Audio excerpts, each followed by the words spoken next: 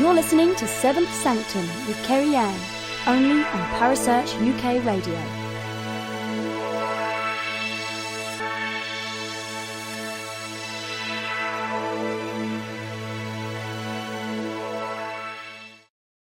The views and opinions expressed by presenters and guests are their own and do not necessarily reflect the official policy or position of Parasearch UK Radio or its affiliates and sponsors. Listener discretion is advised. Hello and welcome. It is 9 p.m. or a little over, 1 minute late. But it is 9 p.m. It is Thursday and you're listening to Seventh Sanctum. I am Kerry Ann. Thank you so much for joining me this evening. And I'm with Andy Mercer this evening. So hello, Andy. Hello, how are you doing? Good, thank you. How are you? Excellent. Yeah, I'm not too bad at all. It's quite a busy day with work, so it's always a plus. Well, the day goes by a bit faster when you've got quite a few clients in the day. So yeah, no, it's all good. Yes, I'm with you that my day has gone a little bit slower. I've battled with Doris a few times. Yes. The havoc this lady has... hell has no fury, like a woman scorned, absolutely. I reckon. Well, it does seem she's got the ump, that's for definite. I've been rescuing the garden plants a couple of times. I've also had to go and rescue the wheelie bin that was going for a wander around the drive. So, and it doesn't really help. And I've got some people obviously visiting me because I work from home, as you know. So I've had to pop out occasionally to go and rescue it. I've had clients saying that they've had to drive past things in the road, branches and what have you. So it's been quite an interesting day just watching it and hearing strange noises in my house I've never heard before that I know aren't ghosts. They are the wind. You think, what the hell's moving now? What's causing that? So it certainly is an interesting day, definitely. There has been some fatal destination moments today. I have seen roof panels come off. I've seen glass come from a shelter. So much has gone on. There, at one point, I was walking and I don't know what, I'm only assuming it was something that was on the roof had literally been taken off the roof and it just come right over the top and just bounced along the floor. It was a huge sheet of something. I don't know what it was. But it was so dangerous today. Really windy. And she definitely is a bit peed. Bless her. Yes. But she should be passing soon. There's I've seen so many people on the most funniest of them all is the Facebook statuses. Have you seen where they look like they've been turned upside down and back to front? Yes. The window of the laptop over or whatever it is. Blew Facebook over, wasn't it? That's it. It did make me smile. So tonight we are talking about precognition. This is something that I've touched upon before in certain subjects that I've looked into. I do like to do dream analysis, so it's something that I have come across, but I haven't looked quite heavily in, and it can get quite deep and quite scientific and really. I mean, I've had some amazing conversations with some of the people that come and listen to the show, and some of the people that I've made friends with over Facebook. And honestly, I was fascinated and blown away by some of these people's opinions and perspectives and where they kind of come from. But it is a really fascinating topic, and it's something that has been studied and been in the forefront of a lot of research and experiments for years. I think the earliest one that I've seen was when in 1882, which is when the institution opened in London, isn't it? Yes. The name I can't pronounce. I'm so sorry. The scientific research. That's it. High five. Thank you, Andy. That won't be the last time you'll have to do that for me. I appreciate that. So I thought the best place for me to start is to explain where the word comes from and what the word means. Like I said myself, I hadn't really delved that deeply into it, and it really is fascinating. So for someone that might not know or hasn't come across the word before, precognition, it comes from the Latin word, and correct me if I'm wrong please Andy, which is pre, which is means before, and cognito, which means acquiring knowledge. It's also called a prescience, future vision, future sight. It is alleged to be a psychic ability, and it's to be able to see the event, like certain events that happen in the future. So it's, as with a lot of forms of extrasensual perception, there isn't actually any evidence really to say that precognition is real. it is considered a pseudoscience, and it appears quite a lot in media, isn't it? Books and films, and it has been highly discussed in the parapsychology community as well, with psychologists as well, isn't it? Absolutely. I think it's one of those fields that potentially is scientifically examinable, if that's a word, because you're looking at something that's quantitative. You can sort of say, well, we think X number of events have occurred at X period of time in the future. It's something you can kind of get your teeth into. It's not as sort of, I know, esoteric as things like, esoteric even as ghosts and that sort of phenomena. It's something you can potentially measurable. So, but also for various obvious reasons. But the idea of being able to predict what's going to come next has lots of very useful advantages. Of course, if you can achieve that, then what are the lottery numbers for tomorrow? That's that kind of question you want answered. And if it's possible, I do a little bit of commodity trading on the side, financial trading, and to be able to predict what's going to happen next with a currency would be fantastic. Make a bloody fortune out of it. But unfortunately, it doesn't seem to work on demand, I think, is what we can say for certain, because if it did work on demand, there would be lots of millionaires out there who made their money because of precognition of what the market's going to do next and what the correct numbers are. So I think if it does exist at all, it is kind of almost random. It comes out of the blue, if you like. It can't be something you can cause or create to happen. So it's certainly a fascinating area. And before we go real deep into it, what do you think? What's your opinion of it? Well, I mean, I'm a little bit conflicted, and I think that's just because of how I've come at it. Now, I've come across some really fascinating stories that have shown evidence, somewhat, of this being, real cases, and that's just not someone saying, I had a dream and it come true. I'll be honest with you, it's mostly dreams that I've come across more than anything else, rather than just spontaneous kind of vision. It's been more dreams. But there's always been validation there. So, for example, they've had letters written, other people that have been witness to them having this dream, so to speak, and then 6 weeks later it happened. So, that side of it, more than one person. But then there's the other side of it where it conflicts for it to actually be, exist. It conflicts with so much. I'm very much on the fence, which, to be fair, I kind of do a lot. Come and join me up there, because I tend to sit there most of the time myself. I don't, maybe it's my philosophy background, whatever, but I don't like to make a determined decision on anything in particular. There's a few things I definitely think are baloney, but there's not many things I was definitely absolutely convinced are real.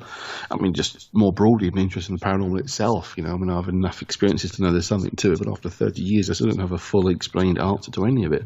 I mean, getting back to our particular topic, I find it is a fascinating one, and I think it's something that we've wanted to know was possible forever. I mean, it's just the idea to know what's going to come next, that you can prepare for it and determine what you can do. Now, of course, all forms of divination are based on the notion of there being some form of precognition, that they are able to access potential futures, potential realities ahead. Now, whether you're a tarot card reader or runes or the I Ching or horoscopes, whatever.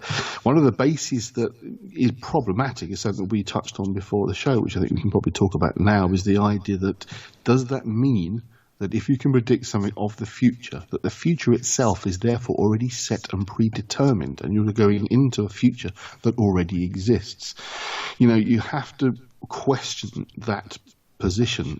Is that the case? Are we dealing with a completely predetermined future for all of us, the whole world and all reality?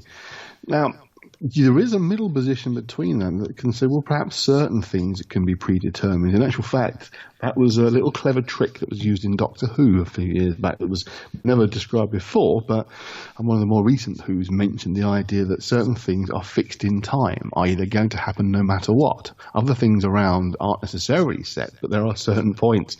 Now, whilst it's obviously a clever little trick to use, a little plot device for Doctor Who, there is a possibility that you could say that maybe that's the case. Maybe certain things are kind of going to happen that you can't necessarily avoid, but other smaller things may be more variant.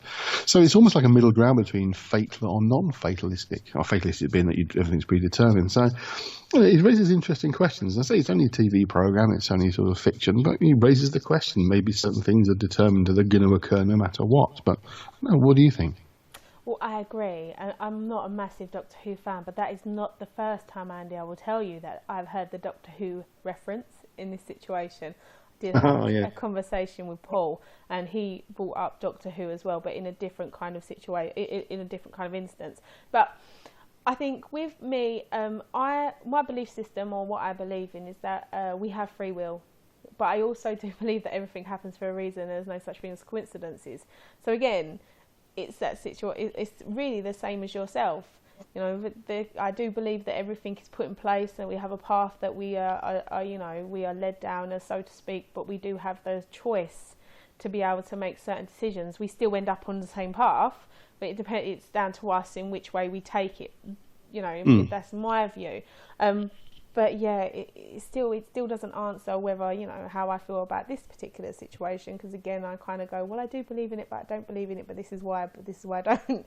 So yeah, it does kind of keep coming back to that.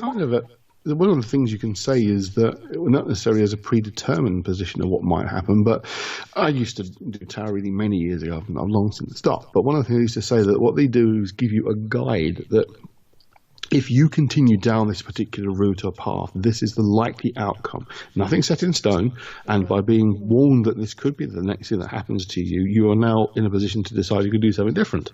It's a little bit like you're driving your car towards a brick wall. You know, if you don't change direction, you're going to hit that brick wall. Yeah. You know, that you could say that's prediction of the future. You're driving forward, there's a wall there, you're driving straight along the road. I'm now going to predict the future. You carry on that road, in 5 minutes' time, you'll hit the wall. You know, that's predicting the future, because it's fairly obvious it's going to happen. So in some respects, we can say that we can predict the future because it's something that's very definitely going to happen.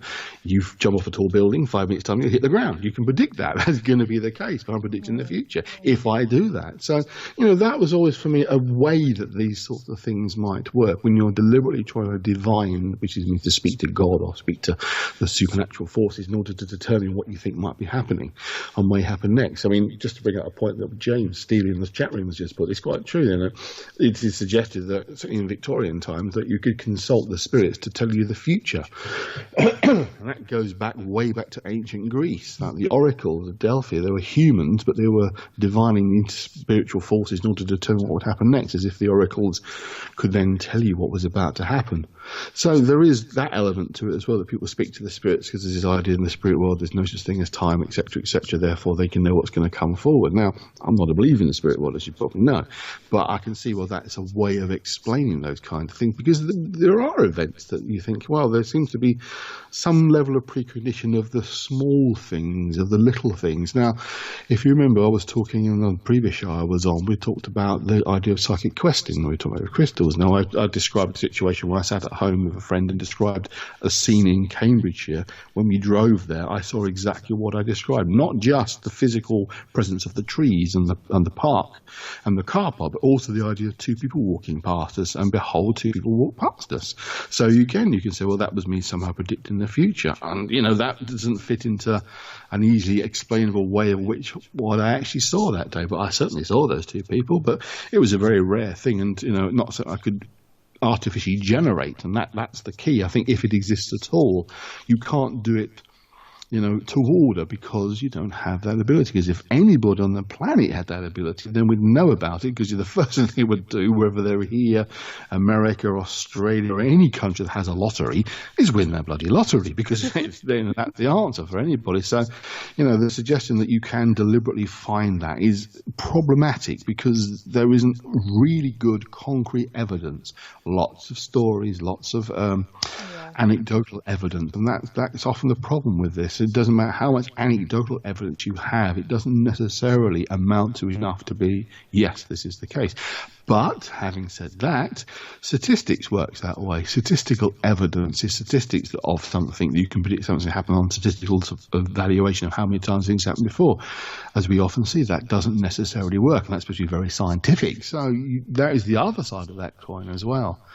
But yeah, I mean, are you thinking of any particular events that you know about, perhaps, that seem to have been predicted? I do. I have got a list of them, actually, funny enough, that you should say that. But before we go forward, I mean, talking about the scientific investigation, now I've looked a little bit into this and it comes up with two particular problems. One that we've already spoken about. It's the scientific investigation of extrasensory perception is complicated by the definition, which implies that the phenomena goes against established principles of science. So, the first that an effect cannot occur before its cause, and also for the fact that we have free will as well. So we've already spoken about the free will, but as well as that, the fact the effect can't happen before its cause. What do you think about that? Well, funny enough, this is something I was talking about with somebody during the week. Everything you said is absolutely true at the macro scale. Now, the macro scale is the above atomic level. It's the bigger things, planets, us, objects. But when you get to the subatomic level, to the quantum level, it all goes skew-whiff. It all goes crazy because it works completely differently. There you can have a cause and no effect from the cause, i.e. it doesn't cause anything to occur. You can have effects that haven't got a cause, and you can have the effect first, then the cause. It doesn't follow the same linear scaling that we're used to at the macro scale. Something very strange goes on at the quantum level. Now, I was going to get into this a bit later on, but perhaps we can talk about it briefly now, is the idea of how the mind could be perceiving future events. Now, we're not talking about next week, next year, or 5 years' time, or tomorrow, or even the next hour. But there's some research that shows the body can respond to events prior to them occurring, almost as if their body is reacting to something that hasn't yet happened but is just about to happen. There's a strange looping, and it can be up to 7 seconds before the body responds or begins to respond to something before it's actually happened to them. Now we're talking about sort of being physical things, a feeling effect of something, nerves responding before the stimuli has been applied. There is a lot of research that suggests the body is doing that, and that's because it's responding at the quantum level. It's responding in the way at the quantum level, and as in not following the usual linear pattern. There is some research that says that it can be a third of a second. In fact, someone I know has actually based a whole form of therapy upon this idea. Now, I think it's a bit dubious, but he seems to think it's wonderful. But the other research I've read about, which is called I won't bore you with the full names, it's a bit mind-blowing, but it's basically saying that this can be occurring up to 7 seconds earlier than it actually happens. Now, that would be definitely precognition of the body responding, the mind going into action before the event has occurred. And we are talking up to 7 seconds, so pretty quick. Yeah. But nevertheless, there's a real... Sorry. To apologise for that. There's a real possibility that is scientifically establishable. I'm not saying it has been, because it's one of a number of theories about what's called quantum consciousness, and that the consciousness itself works at the quantum level and responds accordingly. Therefore, it doesn't respond macro. It doesn't follow the usual cause and effect pattern that we're used to. It's responding slightly differently. So perhaps we're going to be a bit more detail a bit later on about that, but that to me is one of the most fascinating areas of all of this. So there is a possibility that level of our brain activity, which is tied into the notion of consciousness itself, is that it's not just set in the here and now, very moment of now. Actually, while what you're talking about that, I did come across a paper by Daryl Bem of Cornell University in New York. And he actually come up with the same kind of idea as yourself. Now, it's come across a lot of criticism. People have come against it, but they've found it quite hard to scrutinise because of the way that he's presented his findings. So he done a number of experiments, and I've seen some of the experiments he's done, and regarding the phenomena of precognition. But he's done it in different laboratories, and he's done different types of experiments, and it's all been sensory as well. So word remembrance and kind of and predicting what words would come next and things like that. And he's done it with about 1,000 different participants as well. So what he actually indicated that the human body can actually detect randomly delivered stimuli that occurs 1 to 10 seconds in advance. In other words, the human body seems to know of an event and reacts to an event that is yet to occur. What occurs in the human...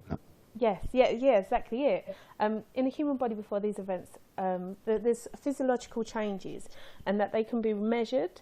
So, and this is by the skin and the nervous system. So this is what he's saying, that we can detect this. Now, this being said, I mean, there's the obvious. This might seem really obvious, but when me and some friends was out in the car, and it was quite late, and we was in the fog, and as we were driving along, we couldn't see a car, we couldn't see anything like that, but all of us, I don't know what it was, but we all kind of felt like we were going to be hit to the side, to which we all kind of let out a little scream and kind of look. There was nothing coming, but something was happening that we all become aware of, for us to all respond in the same way.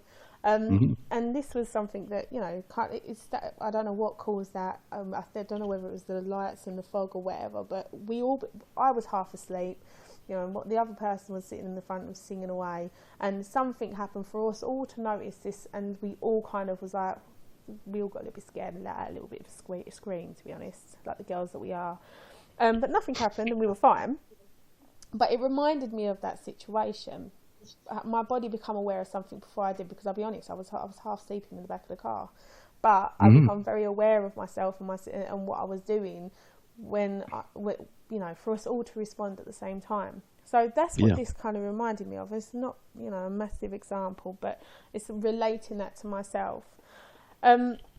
What I did find, it said it is important to note that these type of responses to future events that are measured in the body are unconscious responses, meaning that the human is not aware that they're actually taking place. So it is a form of precognition, but not full-blown conscious premonitions. So even though, you know, in a way they have kind of give validation to the theory that, you know, there is precognition, and we can have some type of premonition of some sort, it's not full blown, you know, it is the fact that it's subconscious, and it is our nervous system. Basically everything you said in a really, really clever way. I won't even try, and I'll be honest with you. Yeah, so if I know what you read out there really is, that's covering that exact same area. I mean, it's what particularly I found was the most fascinating element was this idea that the body has that ability. But then one of the things that we need to keep bear in mind is our brain, you don't go into too much detail, you'll get bored with it, but our brain has basically got three sections to it. There's the bit at the back, which is controls motor function, movement, etc. Just the basic that you can walk and you can move your arms about. There's a bit there. The front bit, the frontal lobe, is the consciousness bit where your mind, you do your thinking, where it's actively, this is a bit you're using now, but we're all using now. You're living mainly in that area. I think I mentioned on another show before, one of the strangest things is the fact that the frontal lobe grew as fast as it did, and the way that it's grown in proportion to the rest of the brain is very strange for humans, but that's another story, another show. But the bit in the middle, which is called the paleomammalian part of the brain, is the one that controls things like anxiety, fears, worries, those kind of reactions to certain things happening. And that's the part that a lot of this stuff will be taking place in. That's the unconscious part of the brain. Now, certainly our frontal lobe area is in real time, as in it's in the reality of the here and now in this moment. But it's not necessarily the same things happening in the bit in the middle, because it's uber aware of everything around. It's be able to kind of predict reactions to things. That's why people do sometimes have a reaction to something before it's really occurred to them, or it's just begun and they're already able to react to it before it's obviously happening, because that part is slightly working faster than the rest and is potentially moving forward in time, as in that up to 7 seconds. So that, for me, is one of the most fascinating elements of how the brain itself is operating. It could well be that it really is outside ordinary space-time, that part of our brain is working in a different reality to the rest of us, the rest of the brain, the bit at the front and the bit that screws in the movement at the back. But that is precognition at a very small scale in terms of it's the 7 seconds thing. Obviously, we're talking about premonition as well, the idea of predicting the future events, which is one of the things that we are probably going to more focus on now. I mean, we were talking about real life events that you'd come across in your research. Yes, there has been some really fascinating stories, and it goes back quite far into our history. It is a massive part in, in regards to studies and parapsychology, and in the paranormal itself. I think it was actually the first thing that they actually focused on when they first started the institute, as the first kind of. They really focused their energy onto that. But before we do this, I'd like to go to a quick break, if that's okay. Of course, absolutely. Brilliant.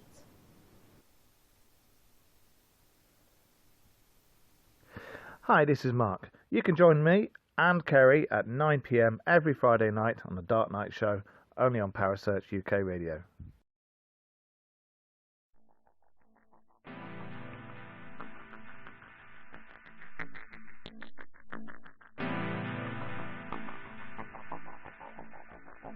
You're listening to Parasearch UK Radio. News, views and reviews from the world of the paranormal from across the UK and beyond.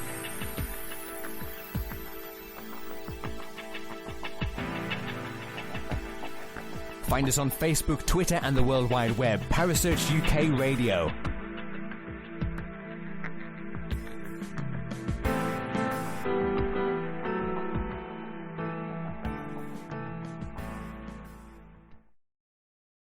Welcome back. You're listening to 7th Sanctum. I am Kerry Ann and this is Parasearch UK Radio. So welcome back, Andy.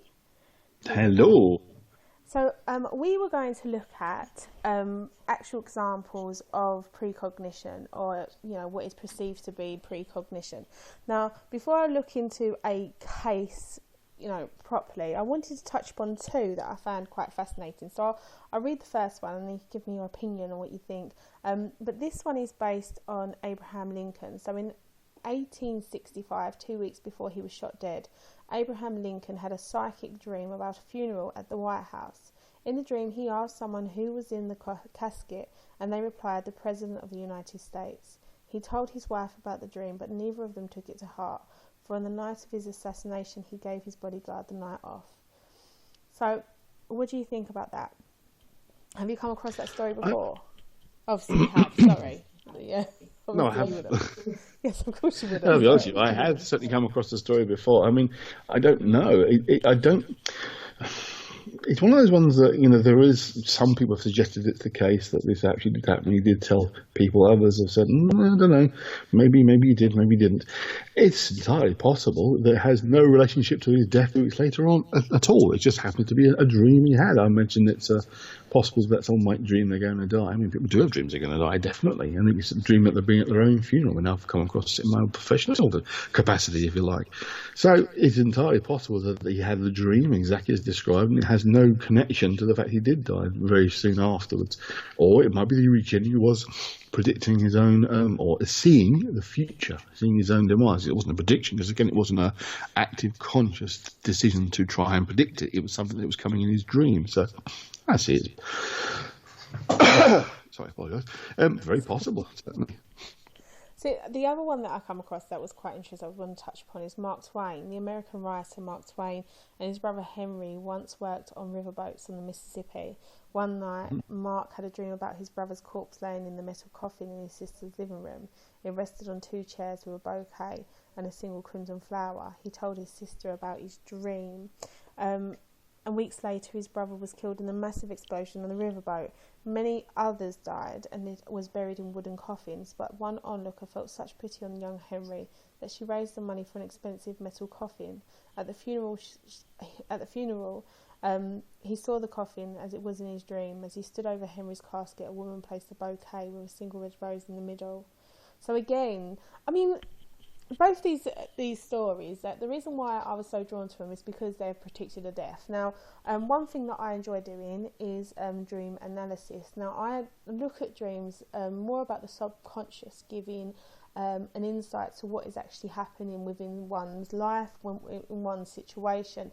And I do believe that when we're in a difficult situation, we do have the answers ourselves. We just don't trust ourselves to be able to follow our own instincts. Sometimes things happen in our lives and we doubt our ability to be able to trust our own kind of decisions and decision making.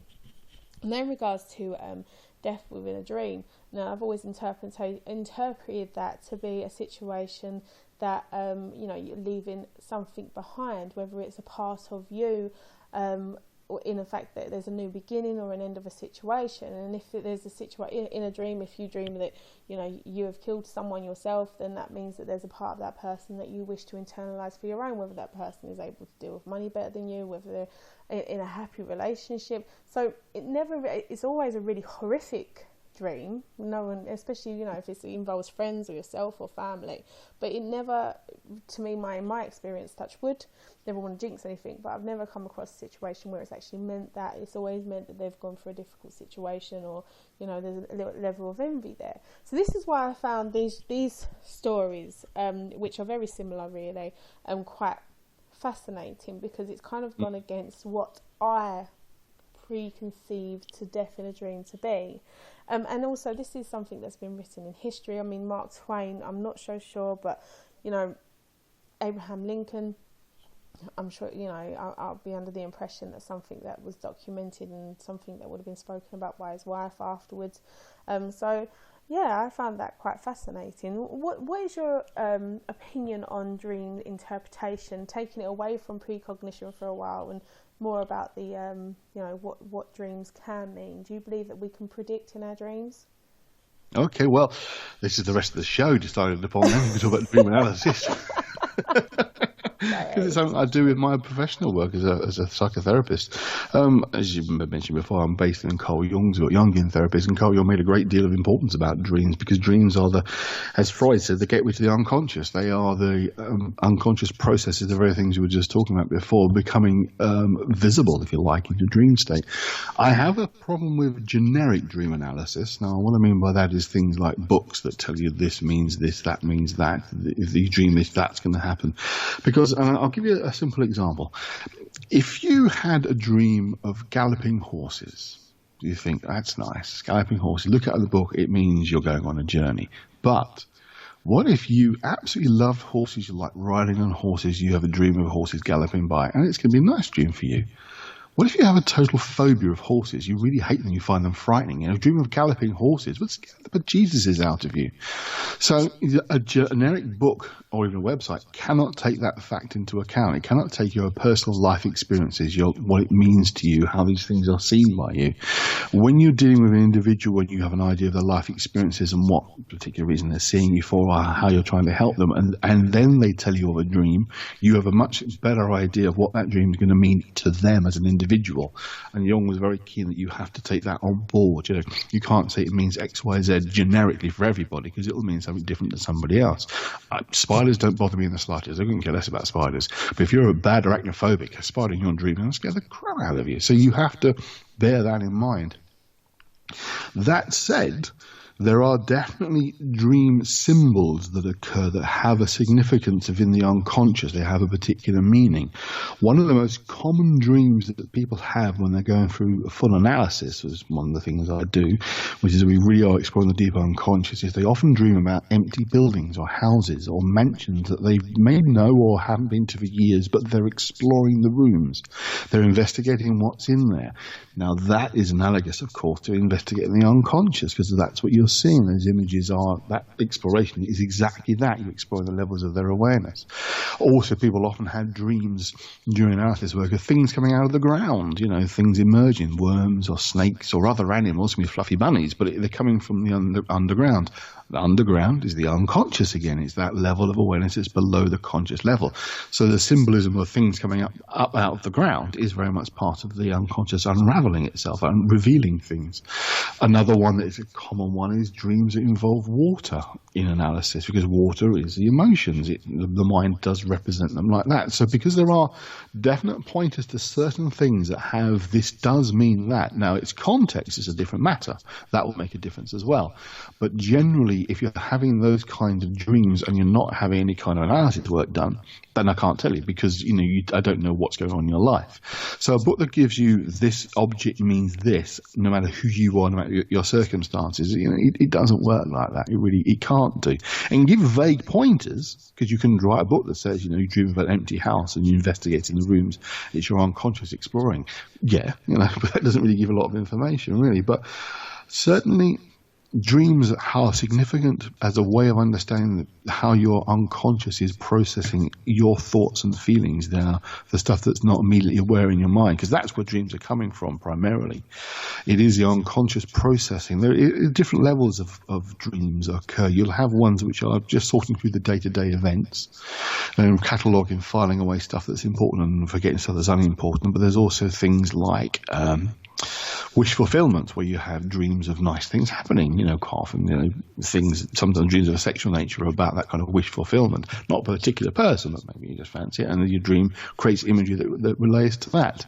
It tends to be more that kind of thing rather than a wish fulfillment dream of driving off a brand new car, because that's not a thing that the unconscious understands, generally your unconscious knows no difference between a horse and a car. It's a thing that moves, It doesn't have that conscious understanding that we have. That's why the dream imagery can be very strange and confusing. Other times, the more disturbing dreams are usually trying to resolve conflicts inside. And often if you're having problems with anxiety, it doesn't disappear when you fall asleep. You're still having the anxieties. You'll have dreams which involve perhaps feeling frightened or being threatened or in danger or actually being directly attacked. That's the unconscious creating the scenario that the anxiety needs to have for the anxiety to exist. Now, this is kind of back to front, because your anxiety is something that's happening internally, but your brain then gives you a reason to feel anxious. It creates imagery that conforms with that anxiety and worry. So, all the dreams that are doing that are providing those kinds of relief from things or ways of working things through or not working things through. But, I can think of odd little dreams of my own over the years. One particular one that stood out for me for many years was I was reading a book by James Herbert, and I'd got sort of 2-3 way through it. James Herbert was a horror writer. You may have heard of him. He's quite well known, and he's had a few things put on TV, but not many. More should be, because he's a very good writer. Anyway, that's a side story. I actually dreamt the end of the book, and I was quite flabbergasted when I read it and realised that was exactly how I dreamed it was going to go. Now, that could be precognition of me reading the rest of the book, or because the signs were there in the story that it was going to go in that general direction, and my mind simply created the next part of the scenario. But it struck me as quite, well, blimey, yeah. And the chief thing I remember was I dreamt that the people in the book were dead. Already dead. And it turned out, yes, they're already dead. James is asking in the chat room what the name of the book was, and for the life of me, I can't remember. I want to say Crinkly Bottom, but that was something else. That was, what's his name?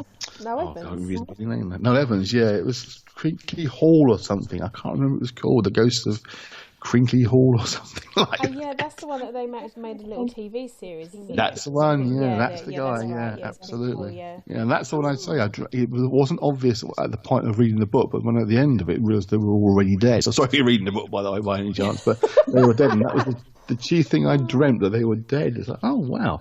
But I'm just remembering back, actually, my dad's grandmother had very much a precognition dream herself. She grew up my dad grew up in South Wales near, I don't know if the name of the place, Abervale, where they had the mining disaster, the coal mine. I don't know if you know about the shell lapsed and crushed the school.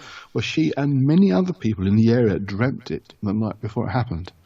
Now, one of the theories around that, and I was going to come on to this a bit later on, but I might end up running out of time at this rate, but one of the theories about dramatic events is that they do cause echoes through time. Now, both forward and backwards, so it's like an explosion in time, a dramatic emotional event occurring, and it stretches out and causes ripples to the locals around it.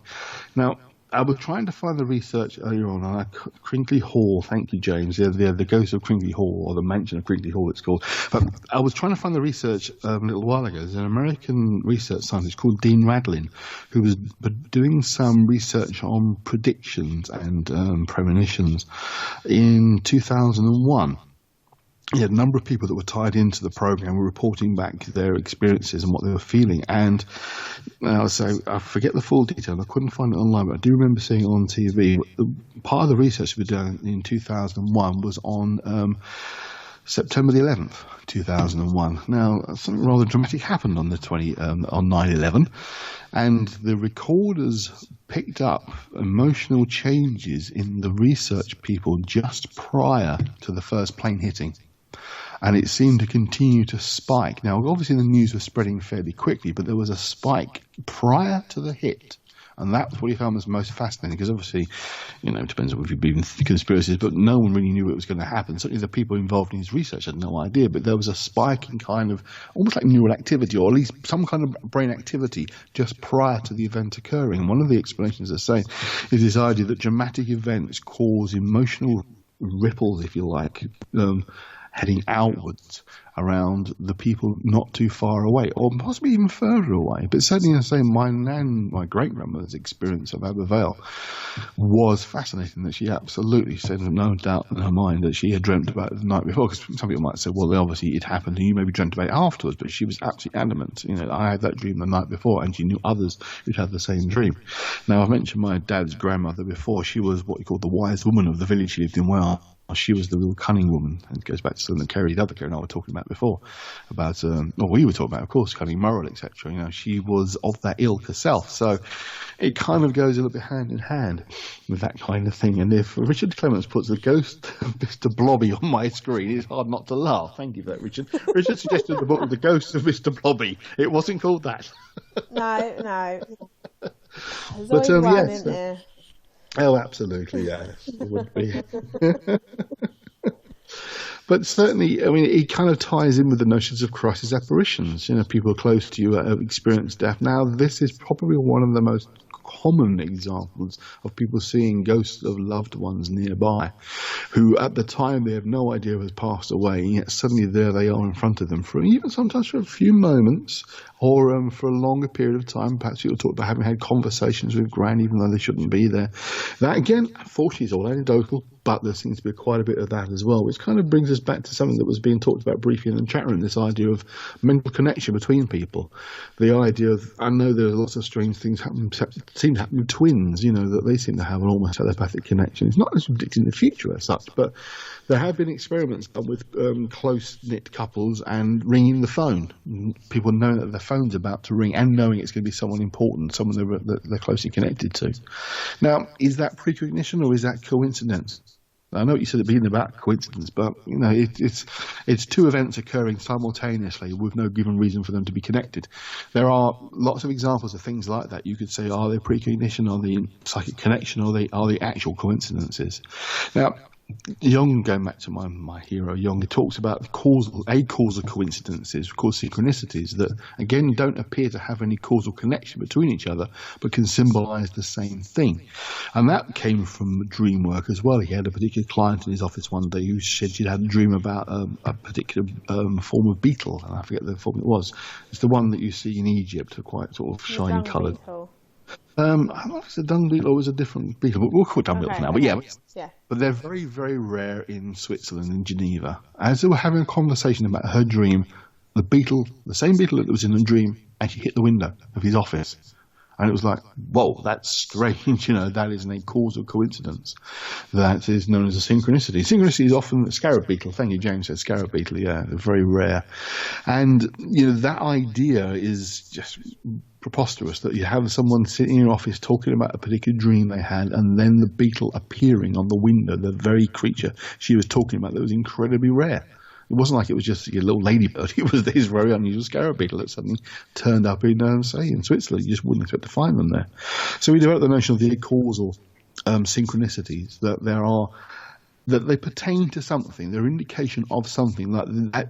The idea was that dream had a greater significance because it also concurred that something external matched up with the internal process. Now, people often use the term synchronicity without realizing its actual meaning. It's got to be a combination of an internal thought process and the external word concurring with that process, that thought process, i.e. not something you cause to occur, but appears to be connected. That's a synchronicity. So, for example, thinking your phone's going to ring, really definitely think your phone rings and then it rings. That's a synchronicity because it's internal and external at the same time. That's quite a specific term. So, yeah, dream analysis is something that I've been absolutely fascinated before I became a psychotherapist, and it's one of the reasons that drew me to Jung's work, because he talks about dreams as being particularly important.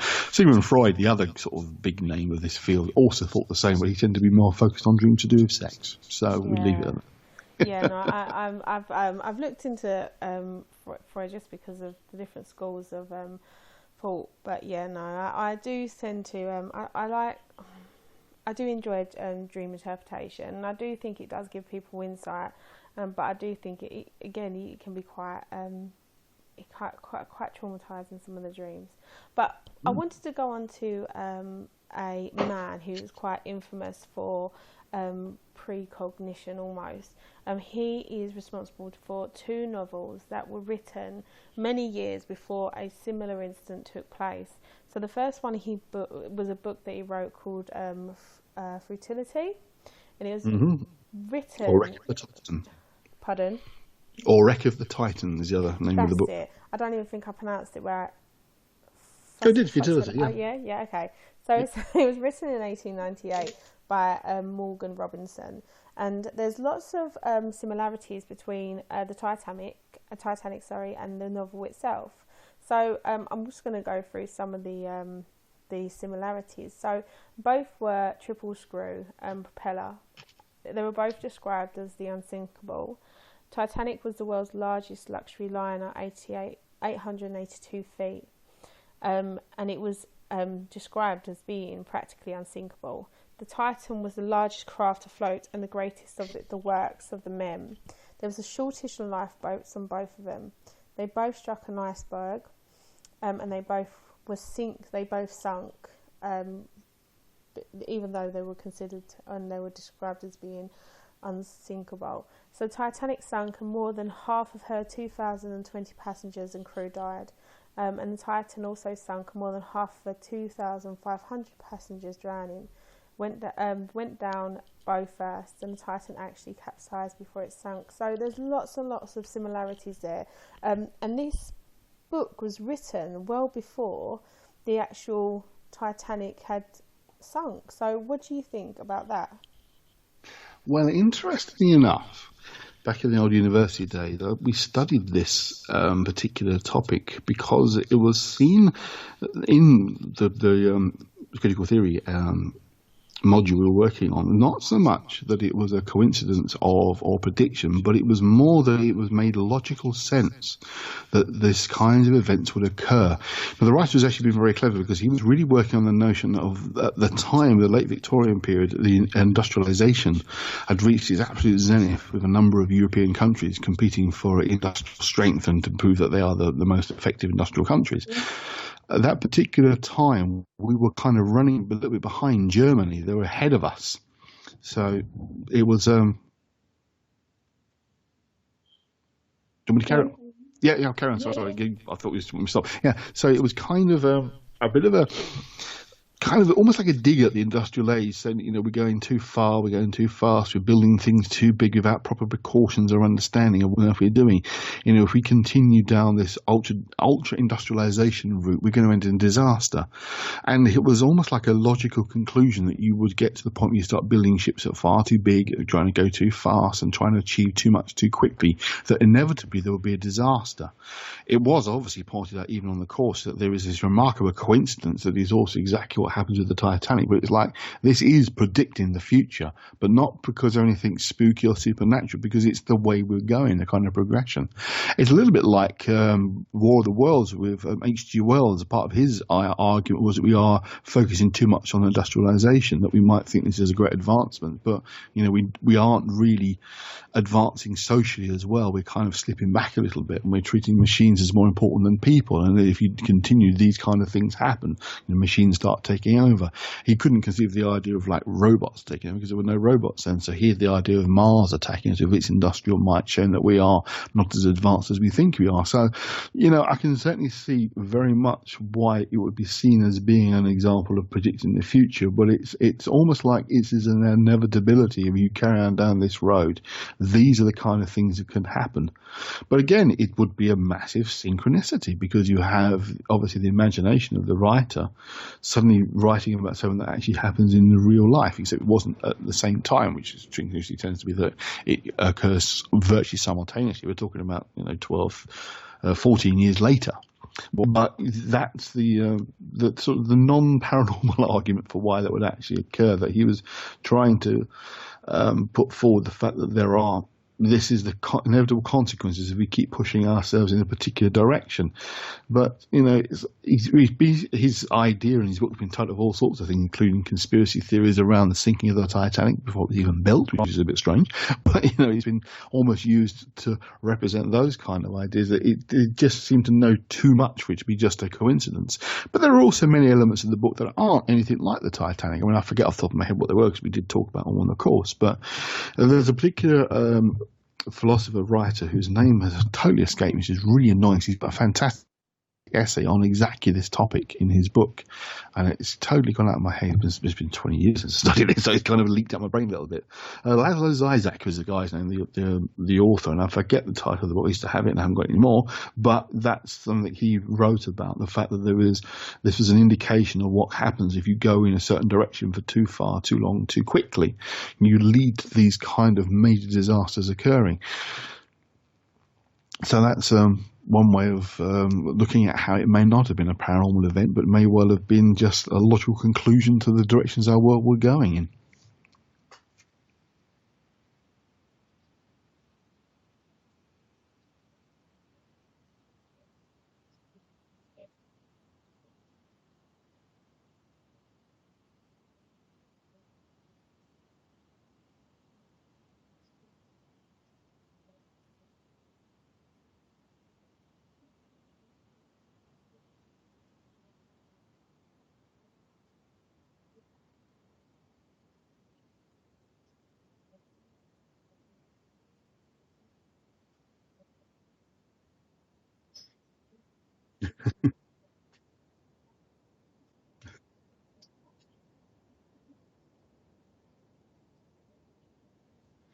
I think what would be great if we could have asked the author where he got the idea from, because that would give you a much. Or I had a dream and I wrote about it. I think, whoa, you've got something there. I mean, you can potentially put the same argument forward that it's a logical outcome of rapidly trying to expand Japan. Inevitably, that it would start to see that its major competitor in the world at the time, in that part of the Pacific, would be America. You can argue that. I mean, okay, he's stretching a point a bit more, but yeah, it may well be he did dream it and wrote down what he dreamt and it all came true. But I'm sure we could probably find many, many books that predict the future in their novelization, but the future's nothing like what they write. So,